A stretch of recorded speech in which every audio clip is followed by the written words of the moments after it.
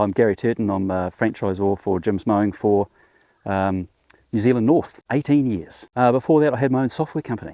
I imported software and sold it to councils, consulting engineers, universities. It went great, but a bit too stressful.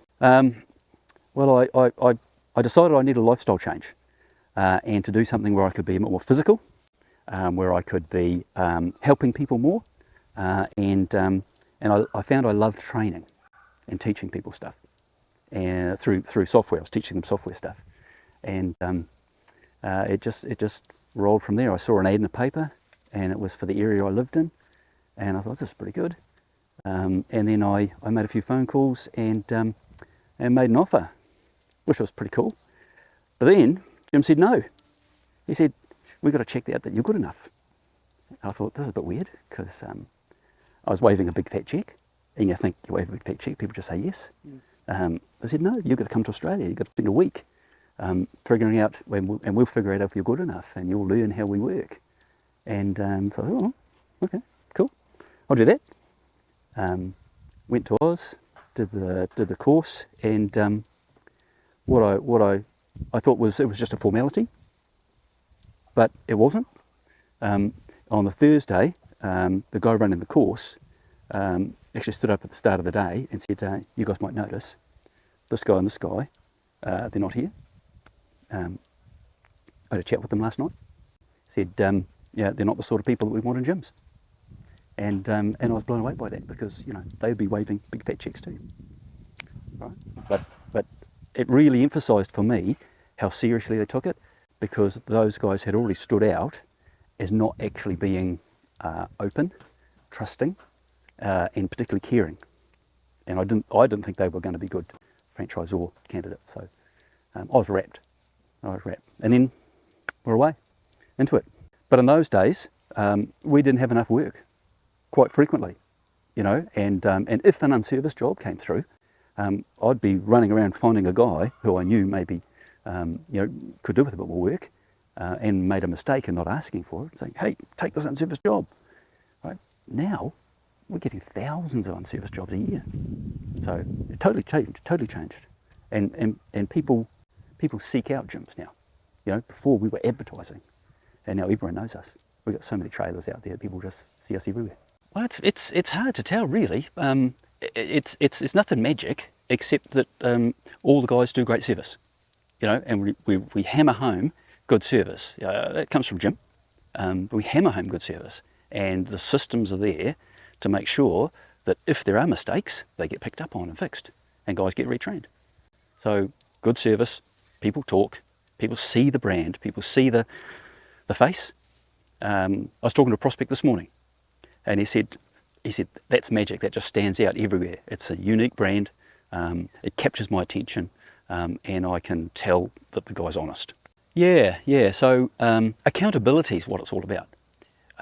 You see a lot of people run small businesses, and they're not accountable to themselves, they're not accountable to their customers, because they just go, oh, forget about that, you know, or they get too busy, and because they're so busy, they just don't care about keeping the standards up. And so in gyms you have accountability, right? If a customer has a problem, they can call the call centre. The call centre puts a message out to the gym that says, hey, there's a complaint, or there might be a complaint.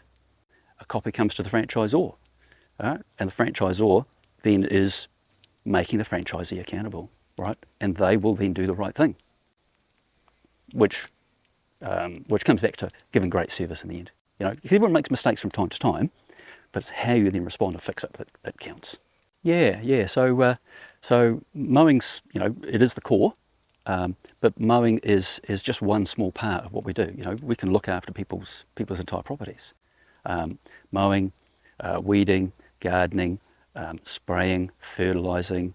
Guys will have some handyman skills often, and they'll maybe do some cobblestones or some water blasting, or maybe put up a little handrail. I've done a couple of handrails myself, because I still mow a bit. But then there's hedges and plantings and those sort of things that you can do. You know, everything around the property. I think of a franchisor as being a business coach, right? And we're there to coach them how to run a business. I set up my first business when I was 32, and I knew nothing about business. I was quite good at the technical stuff I did, but I knew nothing about business. You have to learn, and you make mistakes. And things even like setting up a company, paying tax, keeping track of your earnings so that you have money available to pay tax. It's all stuff that everyone is in business needs to know. And as a franchisor, you're just there, just giving them a little prompt. Make sure you're checking this thing. How have you gone with that thing?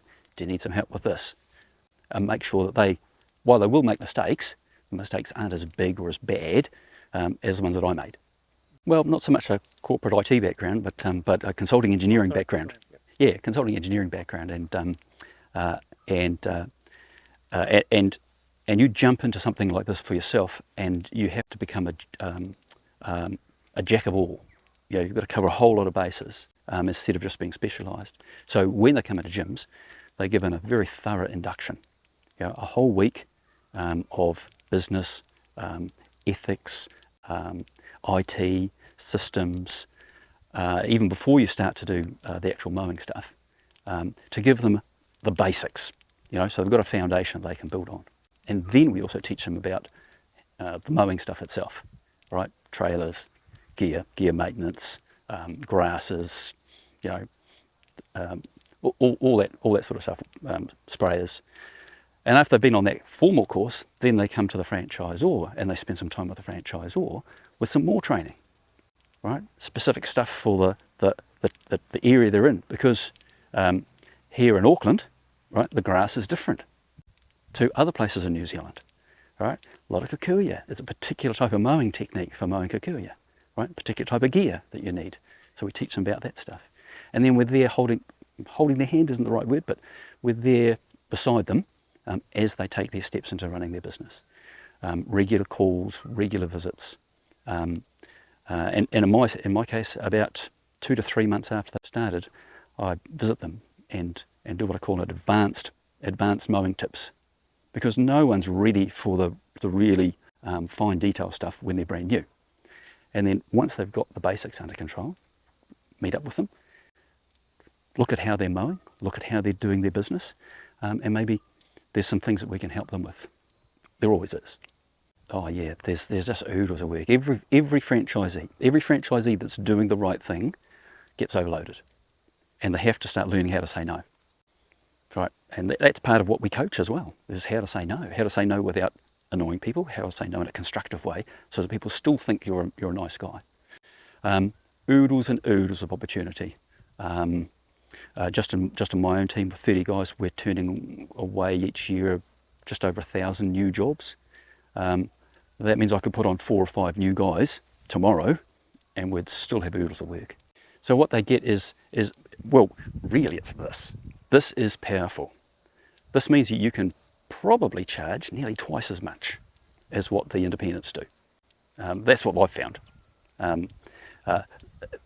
That has a huge amount of value. Around that also, you've got a team who support, encourage, pass on tips, swap jobs. The team lifts each other.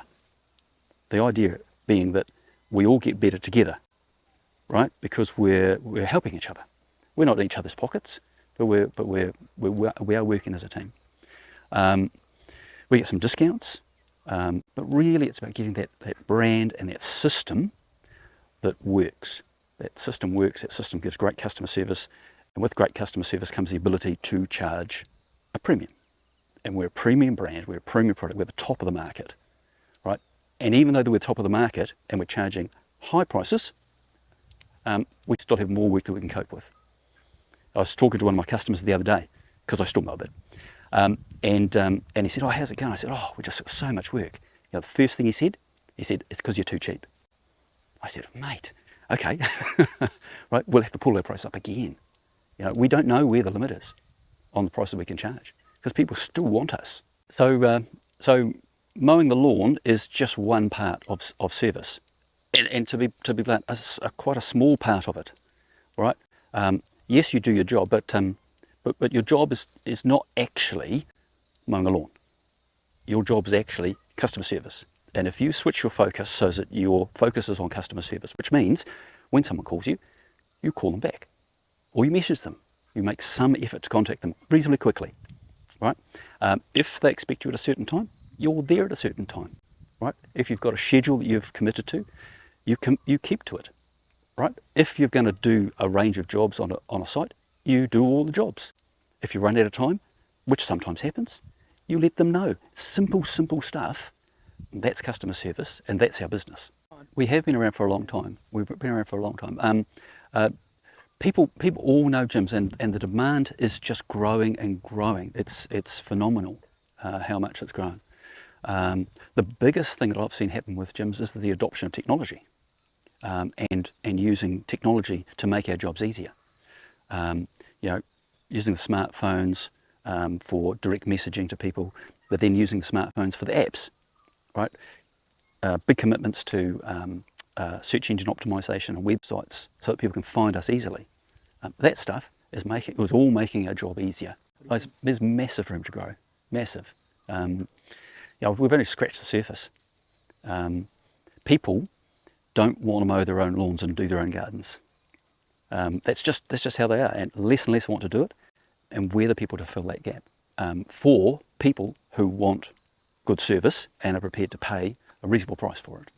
One guy really stands out. He had a very responsible job, ran a team, highly technically specialised, but he would have to leave home really early in the morning, drive through traffic for up to a couple of hours, do his job, drive through traffic for another couple of hours, and he wasn't his best person when he was at home.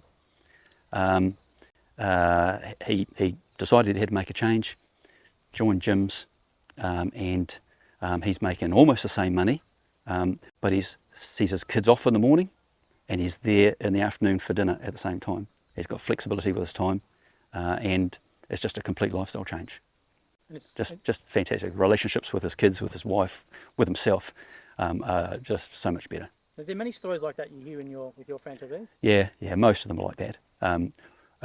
One of the other ones at sort of the other end of the scale was a young guy who had a couple of kids and nothing, no assets, renting house, and he borrowed the money off his parents to buy his franchise. And then he worked his butt off. He worked real hard, a little bit too hard, right? Just about made himself ill, but he worked really hard because his goal was to buy a house. After 3 years, he'd built his business up so big, he was able to sell it off as 3 splits and the money that he had made and go and buy a house in Tauranga. Right? Fantastic. Absolutely fantastic. Oh yeah, a split is where you have a big business, you've grown your business big, probably a bit too big, you're a bit too busy, and so then you just divide it and sell off a chunk of it as a going concern business.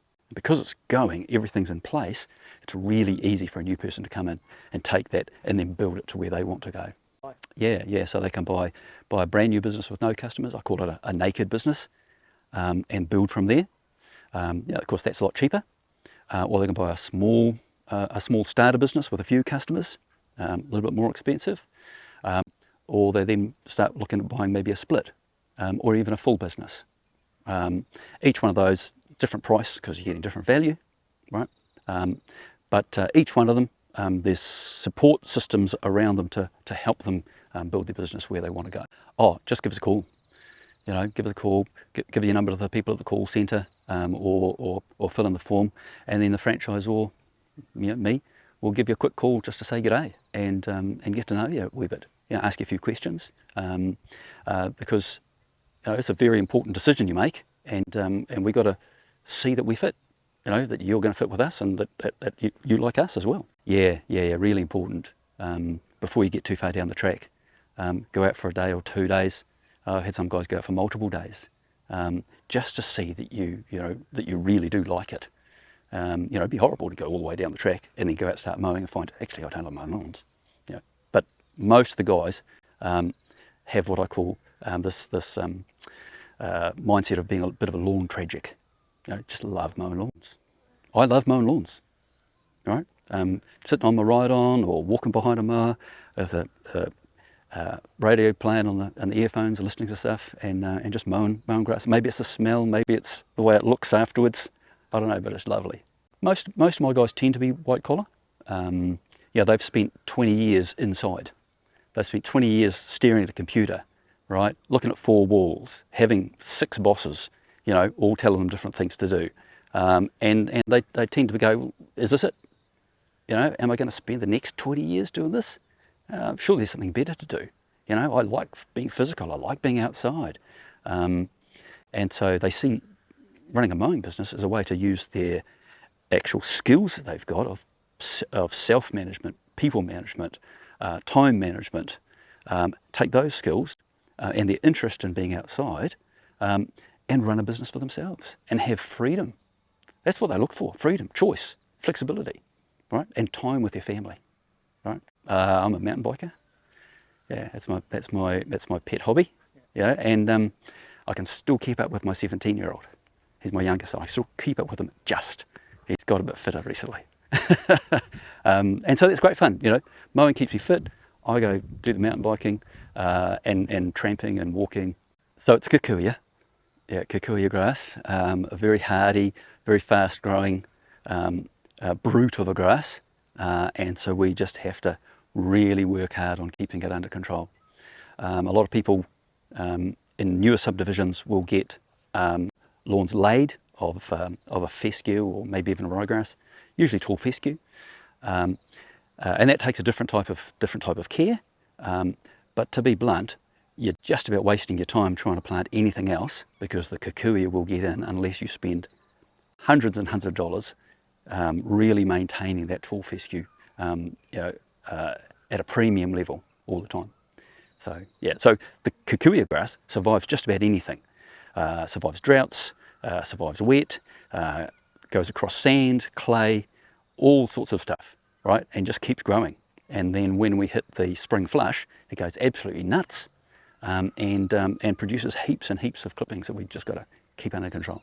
Well, I've been quite lucky in the northern part. We haven't had a lot of direct impact. Mainly we were things like, you know, for instance, you know, after the big storms, I went around and visited some of my customers, the older customers, or customers who were at their holiday homes, and just popped in just to check everything was okay, and then flicked them a message to reassure them everything was all right. But no direct impact for us. You know, we've been quite lucky. So if you're interested in more info, you've got nothing to lose. Just give us a call, 0800 454 654, or go to the website and fill in the details, www.jimsmowing.co.nz, and then one of the franchisors will be in touch.